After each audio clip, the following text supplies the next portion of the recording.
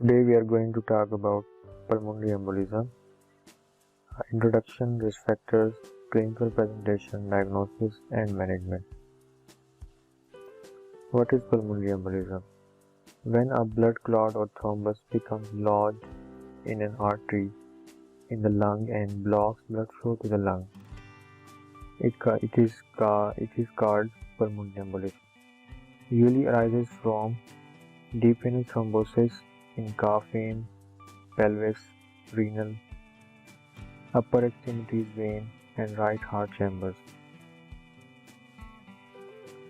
Venothromboembolism, clinically presenting as DVT or pulmonary embolism, it is the third most frequent cause of acute cardiovascular syndrome.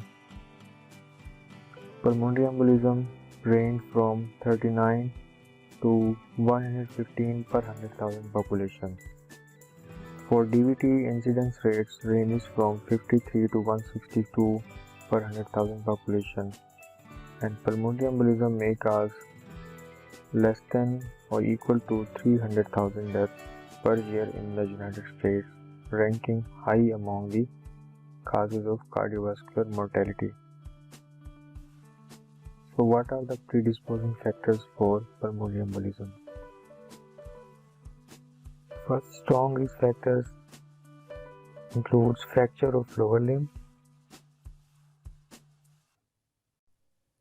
hospitalization for heart failure or atrial fibrillation or flutter within previous 3 months, hip or knee replacement, major trauma, myocardial infarction within previous 3 months, previous history of venous thromboembolism and spinal cord injury.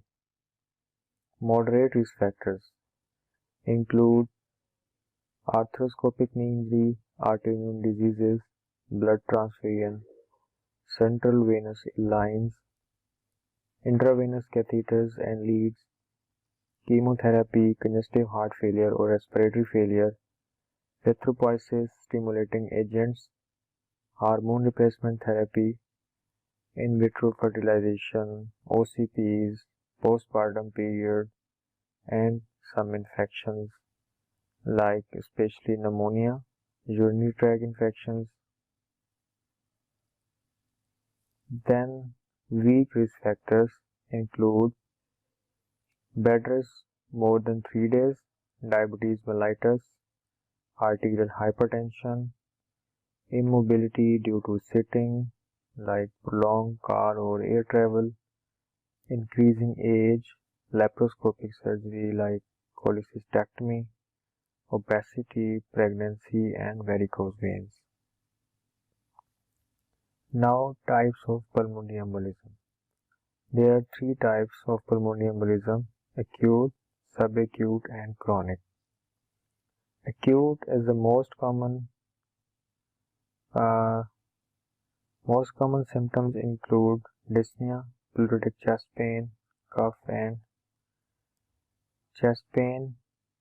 The risk factors for acute pulmonary embolism include gene mutations, protein S and protein C deficiency, and other factors such as prolonged periods of rest or inactivity, orthopedic surgery, obesity, pregnancy, and taking contraceptive pill. First, a hemodynamically unstable patient is a high-risk form of pulmonary embolism that results in a significant change in blood pressure. This increases the chance of obstructive shock, which stops blood and oxygen from getting to the organs, and it also has a higher mortality rate.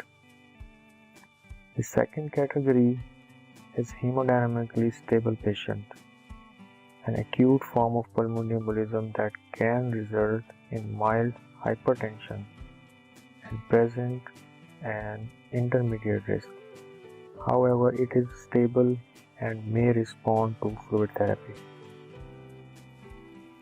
Next one is subacute type of pulmonary embolism. It can develop gradually and is difficult to diagnose. This can mean there can be delays in treatment, resulting in poorer outcomes. People with subacute pulmonary embolism have a higher mortality rate than those with acute pulmonary embolism.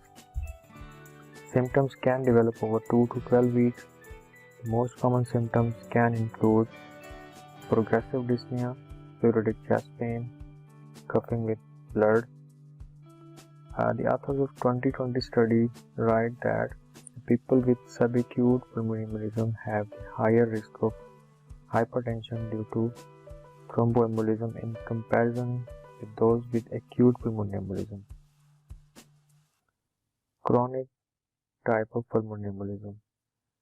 It states that in chronic pulmonary embolism, residual blood clots can remain attached to the walls of the pulmonary vessels after treatment. This can cause chronic thromboembolic pulmonary hypertension. According to a 2022 overview trusted source of acute pulmonary embolism, up to 5% of people with pulmonary embolism will develop chronic thromboembolic pulmonary hypertension. So, definition of hemodynamic instability, which delineates acute high-risk pulmonary embolism. One of the following clinical manifestations at presentation. If these are present, then you can say patient is having hemodynamic instability. Cardiac arrest. It needs cardiopulmonary resuscitation. And if patient is having obstructive shock like systolic blood pressure less than 90 or vasopressors required to achieve a blood pressure equal to 90 or greater than 90 mm of mercury despite adequate filling status.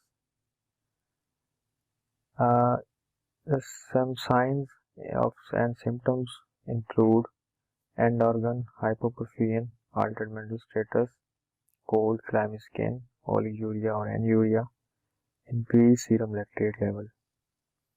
Third sign is persistent hypotension, like systolic blood pressure less than 90 mm of mercury or systolic blood pressure drop 40 or more millimeter mercury lasting longer than 15 minutes and not caused by new onset arrhythmia, hypovolemia or sepsis. Now, classification of acute pulmonary embolism is of two: massive and submassive pulmonary embolism. Massive pulmonary embolism with sustained hypotension, systolic blood pressure less than 90 mm mercury for 15 minutes or requiring inotropic support or pulselessness or sustained heart rate less than 40 beats per minute with sign and symptoms of shock. Defined angiographically as involving 50% or more of the major pulmonary artery branches, and they have systemic hypotension, poor perfusion of extremities, tachycardia and tachypnea. Signs of pulmonary hypertension such as palpable pulse over the left second intercostal space, loud P2, right ventricular S3 gallop, systolic murmur of tricuspid regurgitation may be present.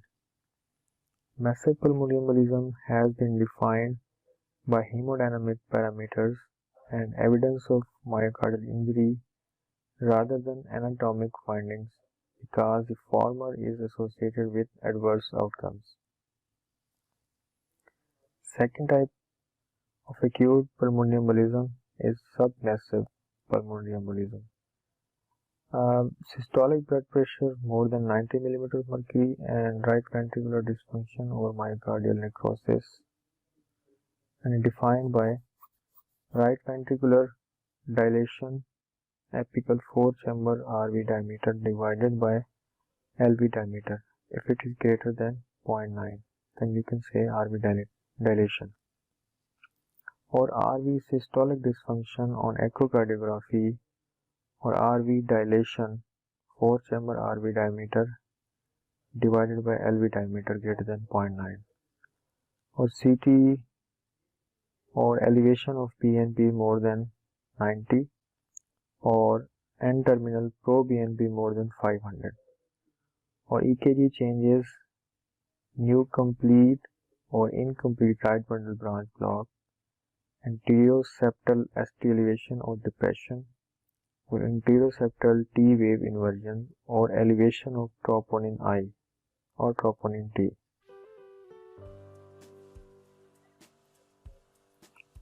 Diagnosis with clinical presentation. Patients with pulmonary embolism have symptoms of dyspnea, chest pain, pre-syncope or syncope or hemoptysis. Hemodynamic instability is a rare and indicates central or extensive pulmonary embolism. Dyspnea may be acute and severe in central pulmonary embolism.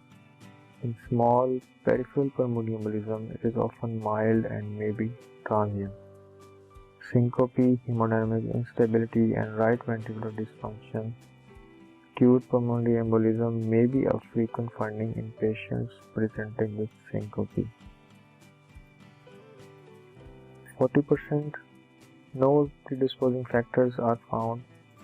Hypoxemia is frequent finding. Hypocapnia is also often present. Chest X-ray abnormal findings are usually non-specific in pulmonary embolism. Electrocardiographic changes indicative of RV strain, such as inversion of T waves in leads V1, V2, V3, V4, QR pattern in V1, and a S1, Q3, T3 pattern. An incomplete or complete right bundle branch block are usually found in more severe cases of pulmonary embolism. Milder cases, the only abnormality may be the sinus tachycardia in 40% of patients. Finally, atrial arrhythmias, most frequently atrial fibrillation, may be associated with acute pulmonary embolism. Here you can see in the electrocardiographic findings, S1 in lead 1, you can say that S wave in lead 1 and Q wave in lead 3 and T inversion in lead 3. So S1, Q3 and T3 pattern.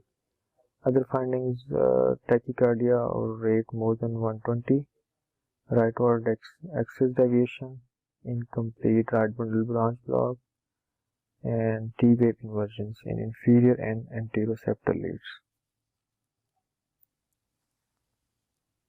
Other lab findings in pulmonary embolism. In ABGs, you can find hypoxemia, hypocapnia, respiratory alkalosis. In patients with massive pulmonary embolism, hypercapnia can be there, with mixed respiratory and metabolic acidosis due to increased lactic acid.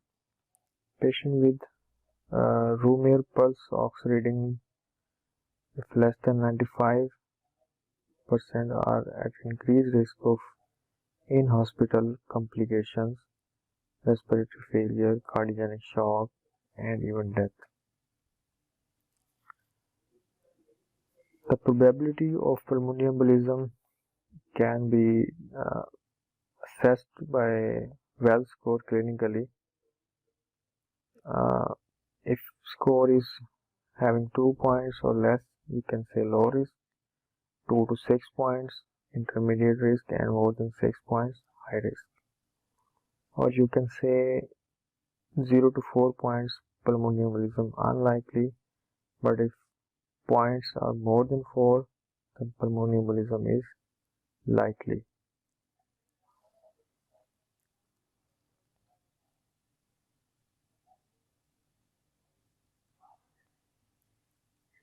Here is the pulmonary embolism rule out criteria. If patient age is less than 50 years, pulse is less than 100 beats per minute, and room air oxygen saturation on pulse ox is greater than 95 or equal to 95%. Patient is having no hemoptysis, no exogenous estrogen use, no prior prior history of venous thromboembolism or DVT, no history of surgery or trauma requiring hospitalization within past 4 weeks, and no unilateral leg swelling, then you can rule out the pulmonary embolism. Now, management. In the setting of a low-risk patient who is not pulmonary embolism rule out criteria negative, the physician should consider a D-dimer for further evaluation. If the D-dimer is negative and clinical gestalt determines a pre-test probability is less than 15%, then the patient does not require further testing for pulmonary embolism. If the D-dimer is positive, further testing such as CT angiography or VQ scan should be done. Critical actions. There is no need to apply the pulmonary embolism rule out criteria to rule those patients who are not being evaluated for pulmonary embolism. Patient is considered low risk, PERC may help avoid further testing. If the patient is moderate or high risk, then PERC cannot be utilized. Consider D-dimer or imaging based on risk. Consider pericardial disease in patients with pleuritic complaints as well. Here you can see another scoring system, except along with the well score, PASI scoring, and simplified PASI scoring. Differential diagnosis of pulmonary embolism include musculoskeletal pain, pleuritis, pericarditis, salicylate intoxication, silicone pulmonary embolism, lung trauma, mediastinitis, angina pectoris, ARDS, aortic stenosis, atrial fibrillation, cardiogenic shock, cor pulmonale, dilated cardiomyopathy, and many more like emphysema, fat embolism, and etc. Recommendations for diagnosis: suspected pulmonary embolism with hemodynamic instability. In suspected high-risk pulmonary embolism patient, as indicated by the presence of hemodynamic instability, bedside echocardiography or emergency CTPA, depending on availability and clinical circumstances, is recommended for diagnosis. It is recommended that IV anticoagulation with unfractionated heparin, including a weight-adjusted bolus injection, be initiated without delay in patients with suspected high-risk pulmonary embolism. Suspected pulmonary embolism without hemodynamic instability. Use of validated criteria for diagnosing PE is recommended.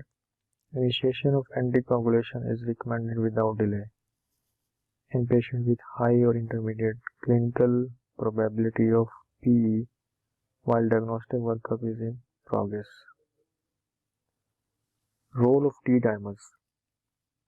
Plasma D-dimer measurement, preferably using a high sensitive assay, is recommended in outpatient and emergency department patients with low or intermediate clinical probability, or those that are PE unlikely, to reduce the need for unnecessary imaging and irradiation.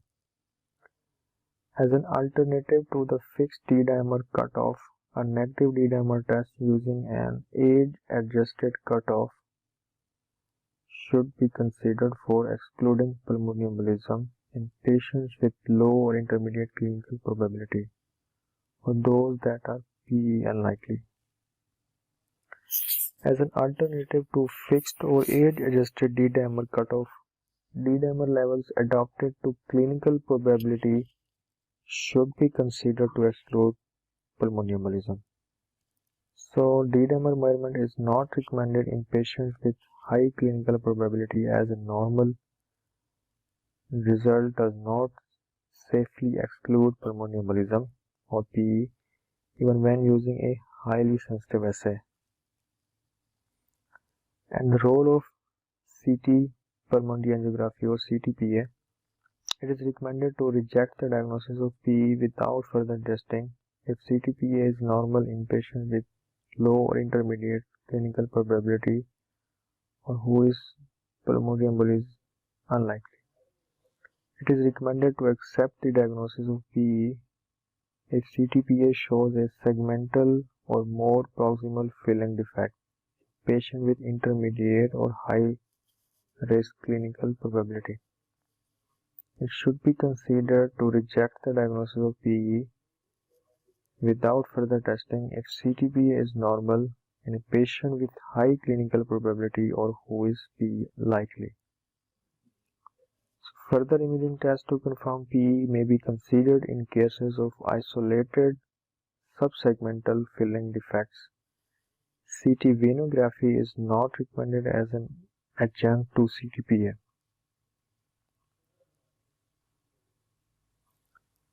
VQ scintigraphy. It is recommended to reject the diagnosis of PE without further testing if the perfusion lung scan is normal. It should be considered to accept that the diagnosis of PE if the VQ scan yields high probability of PE. A non-diagnostic VQ scan should be considered as exclusion of PE when combined with a negative proximal CUS in patients with low clinical probability or who are PE unlikely. VQ SPECT. VQ SPECT may be considered for PE diagnosis. Lower limb CUS. It is recommended to accept the diagnosis of venothromboembolism if a VT CUS shows a proximal DVT in a patient with clinical suspicion. If CUS shows only a distal DVT, further testing should be considered to confirm PE. If a positive proximal CUS is used to confirm PE, the assessment of pulmonary embolism severity should be considered to permit risk-adjusted management. MRA is not recommended for ruling out pulmonary embolism. So here are some investigations with their some strengths and then some limitations. CTPA is readily available, excellent accuracy, prospective management, low rate of inconclusive results, and may provide alternative diagnosis if PE excluded, and having short acquisition time. And limitations are radiation exposure, of course, and tendency to overuse. Diagnosis of subsegmental pulmonary embolism unknown. Planar VQ scan, no contraindications, relatively inexpensive, strong validation in prospective management, and limitations include it is not readily available everywhere, inter-observer variability, inconclusive in 50% of cases, cannot provide alternative diagnosis if PE excluded. VQ SPECT, no contraindications, lowest rate of non-diagnostic tests, high accuracy according to available data, binary interpretation. And limitations of VQ SPECT include variability of techniques, variability of diagnostic criteria, and it cannot provide alternative diagnosis if pulmonary embolism excluded, no validation in prospective management. Pulmonary angiography, historical gold standard test, and with limitations, it is an invasive procedure and not readily available in all centers. Assessment of pulmonary embolism severity and the risk of early death. Clinical parameters of pulmonary embolism severity. Acute right ventricular failure, defined as a rapidly progressive syndrome with systemic congestion resulting from impaired RV filling and reduced RV flow output, is a critical determinant of outcome in acute pulmonary embolism. Tachycardia, low systolic blood pressure, respiratory insufficiency, tachypnea, and low saturation of oxygen, and syncope, alone or in combination, have been associated with an unfavorable short-term prognosis in acute pulmonary embolism. Imaging of right ventricular size and function include echocardiography and right ventricular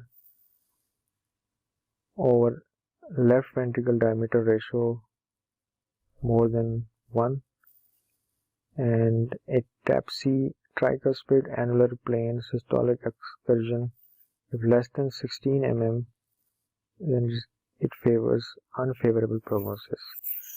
Computer tomography, pulmonary angiography. Lab markers include markers of myocardial injury, cardiac troponin I or T, markers of right ventricular dysfunction, BNP, proBNP. Other lab markers like lactate level, elevated arterial plasma levels, if more than 2 millimole per liter, predict pulmonary embolism related complications both in unselected 208 and in initially normotensive pulmonary embolism patients. Elevated serum creatinine levels can be seen and vasopressin levels increased. Treatment include fibrinolitics, RTPA, streptokinase, urokinase, and anticoagulants like low molecular weight heparin, enoxaparin, deltaparin, and tinzaparin. Fondaparinux, unfractionated heparin, and oral anticoagulants like rivaroxaban, apixaban, edoxaban, dabigatran, and vitamin K antagonist warfarin. Here is the drugs with their dosage: heparin, enoxaparin, rivaroxaban, apixaban, dabigatran, deltaparin, and fondaparinux. Treatment in acute phase: hemodynamic and respiratory support, oxygen therapy and ventilation. Pharmacological treatment of acute right ventricular failure include volume optimization, cautious volume loading, saline or ringers, lactate less than 500 ml over 15 to 30 minutes, vasopressors and inotropes, norepinephrine 0.2 to 1 mg per kg per minute, and dobutamine 2 to 20 mg per kg per minute. Mechanical circulatory support, veno-arterial, ECMO, extracorporeal life. Initial anticoagulation. Parenteral anticoagulation, high or intermediate clinical probability of PE while awaiting the results of diagnostic tests. Subcutaneous low molecular weight heparin or fondaparinux or IV unfractionated heparin. Low molecular weight heparin and fondaparinux are preferred over unfractionated heparin for initial anticoagulation. Unfractionated heparin is nowadays largely restricted the patient with overt hemodynamic instability or imminent hemodynamic decompensation in whom primary reperfusion treatment will be necessary. In these patients, it can be used. And renal impairment, creatinine clearance less than 30 ml per minute or severe obesity. Non-vitamin K antagonist, oral anticoagulants, directly inhibit one activated coagulation factor, which is thrombin for dabigatran and factor 10A for apixaban, edoxaban, rivaroxaban. Fixed doses without routine lab monitoring having fewer interactions and not reduced mild moderate renal dysfunction. So it can be used in renal derangements. Then comes vitamin K antagonists. When vitamin K antagonists VKAs are used, anticoagulation with unfractionated heparin, low molecular heparin or fondaparinux should be continued in parallel with the oral anticoagulants for about 5 days or more and until the international normalization INR value has been 2 to 3 for 2 consecutive days. Warfarin may be started at a dose of 10 mg in younger, like age less than 60 years, otherwise healthy patients, and at a dose 5 mg or less in older patients. Then is the reperfusion treatment. Thrombolytic therapy leads to faster improvement in pulmonary obstruction, PAP and PVR in patients with pulmonary embolism compared with unfractionated heparin alone. These improvements are accompanied by a reduction in right ventricular dilation and echocardiography. The greatest benefit is observed when treatment is initiated within 48 hours of symptom onset. But thrombolysis can still be useful in patients who have had symptoms for 6 to 14 days. Unsuccessful thrombolysis, as judged by persistent clinical instability and unchanged right ventricular dysfunction on echocardiography after 36 hours, has been reported in 8% of high-risk pulmonary embolism patients. TPA 100 mg over 2 hours, 0.6 mg per kg over 15 minutes with maximum dose of 50 mg.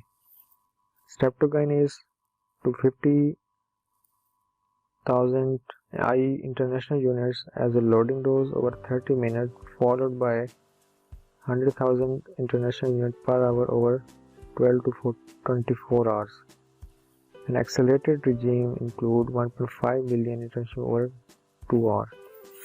And urokinase also can be used. Then recommendations for acute phase treatment of high-risk pulmonary embolism. It is recommended that anticoagulation with unfractionated heparin, including a weight-adjusted bolus injection, be initiated without delay in patients with high-risk pulmonary embolism. Systemic thrombolytic therapy is recommended for high-risk pulmonary embolism. Surgical pulmonary embolectomy is recommended for patients with high-risk pulmonary embolism. In-home thrombolysis is contraindicated or has failed.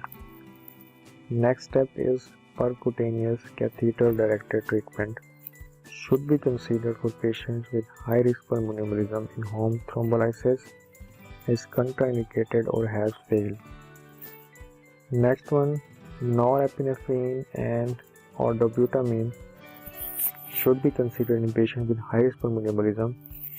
ECMO may be considered in combination with surgical embolectomy or catheter-directed treatment in patients with pulmonary embolism and refractory circulatory collapse or cardiac arrest.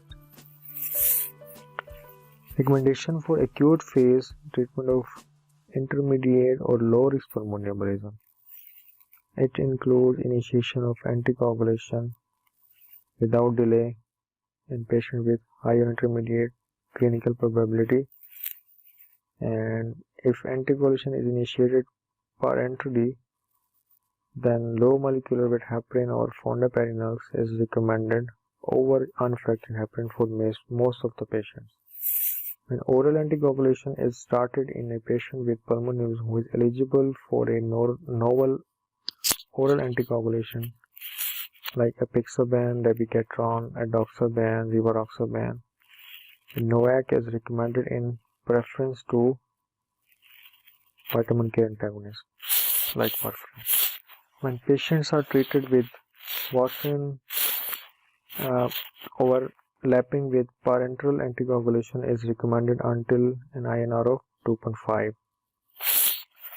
Oral anticoagulants are not recommended in patients with severe renal impairment during pregnancy and lactation. And in patients with anti-phospholipid antibody syndrome, reperfusion treatment. Rescue thrombolytic therapy is recommended for patients with hemodynamic deterioration on anticoagulation treatment. As an alternative to rescue thrombolytic therapy, surgical embolectomy or percutaneous catheter-directed treatment should be considered for patients with hemodynamic deterioration on anticoagulation treatment.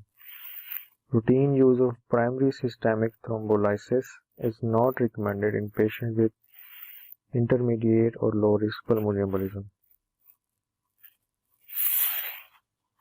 Integrated risk adapted diagnosis and management.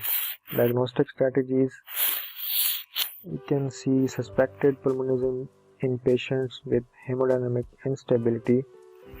You can do bedside transthoracic echocardiography if having right ventricular dysfunction. If having dysfunction, then you can go for CTPA immediately available. If yes, then CTPA. If positive, then treatment of high risk. If CTPA is negative, then search for other cause of shock or instability. If on echocardiography right ventricular dysfunction is not present, then search for other cause of shock or instability.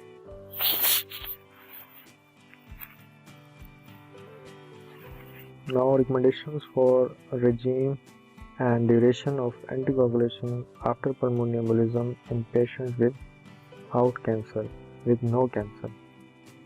Recommendations are: therapeutic anticoagulation for more than 3 months is recommended for all patients with pulmonary embolism. Patient in-home discontinuation of anticoagulation after 3 months is recommended. For patients with first pulmonary embolism or venous thromboembolism secondary to a major transient reversible risk factor, discontinuation of therapeutic oral anticoagulation is recommended after 3 months. So, patient in home extension of anticoagulation beyond 3 months is recommended. Oral anticoagulant treatment of indefinite duration is recommended for patients presenting with recurrent venous thromboembolism, that is, at least one previous episode of pulmonary embolism or DVT not related to a major transient or reversible risk factor. Oral treatment with the vitamin K antagonist for an indefinite period is recommended for patients with antiphospholipid antibody syndrome. Patients in home extension of anticoagulation beyond 3 months should be recommended. Extended oral anticoagulation of indefinite duration should be considered for patients with a first episode of pulmonary embolism and no identifiable risk factor. And extended oral anticoagulation of indefinite duration should be considered in patients with a first episode of PE associated with a persistent risk factor other than antiphospholipid antibody syndrome.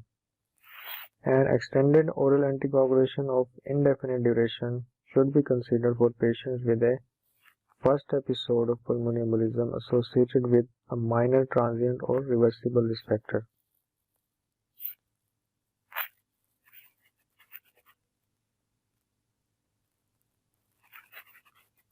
Oral anticoagulant dose in extended anticoagulation. If extended oral anticoagulation is decided after pulmonary embolism in a patient without cancer, a reduced dose of NOAC, apixaban 2.5 mg BD or rivaroxaban 10 mg OD should be considered after 6 months of therapeutic anticoagulation. So these are the recommendations for regimen and the duration of anticoagulation after pulmonary embolism in patients with active cancer. So for patients with pulmonary embolism and cancer, weight adjusted subcutaneous low molecular weight heparin should be considered for the first 6 months over warfarin. Edoxaban should be considered as an alternative to weight adjusted subcutaneous low molecular weight heparin in patients without GI cancer. Rivaroxaban should be considered as an alternative to weight-adjusted subcutaneous low molecular heparin in patients without GI cancer. For patients with pulmonary embolism and cancer, extended anticoagulation beyond the first 6 months should be considered for an indefinite period or until the cancer is cured. In patients with cancer, management of incidental pulmonary embolism in the same manner as symptomatic PE should be considered. If it involves segmental or more proximal branches, multiple subsegmental vessels, or a single subsegmental vessel in association with proven DVT.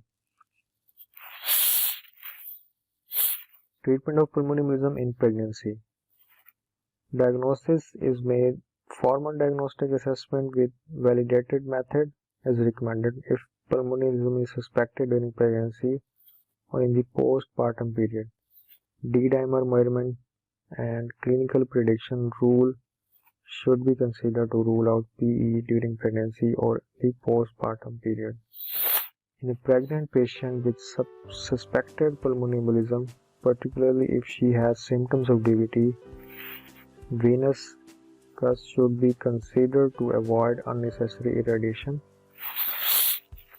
Perfusion scintigraphy or CTPA with a low radiation dose protocol should be considered to rule out suspected PE in pregnant women. CTPA should be considered as the first-line option if the chest X-ray is abnormal. Treatment. Therapeutic fixed dose of low molecular weight heparin based on early pregnancy body weight is the recommended therapy for pulmonary embolism in majority of pregnant women without hemodynamic instability. Thrombolysis or surgical embolectomy should be considered for pregnant women with high-risk cases, and insertion of a spinal or epidural needle is not recommended unless greater than 24 hours have passed since the last therapeutic dose of low molecular weight heparin. Administration of low molecular weight heparin is not recommended within 4 hours of removal of an epidural catheter. Oral anticoagulants are not recommended during pregnancy or lactation. Amniotic fluid embolism should be considered in a pregnant or postpartum woman with otherwise unexplained cardiac arrest, sustained hypotension, or respiratory deterioration, especially if accompanied by disseminated intravascular coagulation. Complications of a pulmonary embolism. Recurring blood clots, chronic thromboembolic pulmonary hypertension, pulmonary infarction, pleural effusion, cardiogenic shock, cardiac arrest, right heart failure, bleeding from blood thinners, and even death. Long-term sequelae of pulmonary embolism include persisting symptoms and functional limitation after pulmonary embolism, chronic thromboembolic pulmonary hypertension, clinical presentation and diagnosis, surgical treatment, balloon pulmonary angioplasty, and pharmacological treatment. Risk factors and predisposing conditions for chronic thromboembolic pulmonary hypertension. Findings related to acute pulmonary embolism event obtained at pulmonary embolism diagnosis. Previous episode of pulmonary embolism or DVT, large pulmonary arterial thrombi on CTPA, echocardiographic signs of pulmonary hypertension or RV dysfunction, CTPA findings suggestive of pre-existing chronic thromboembolic disease.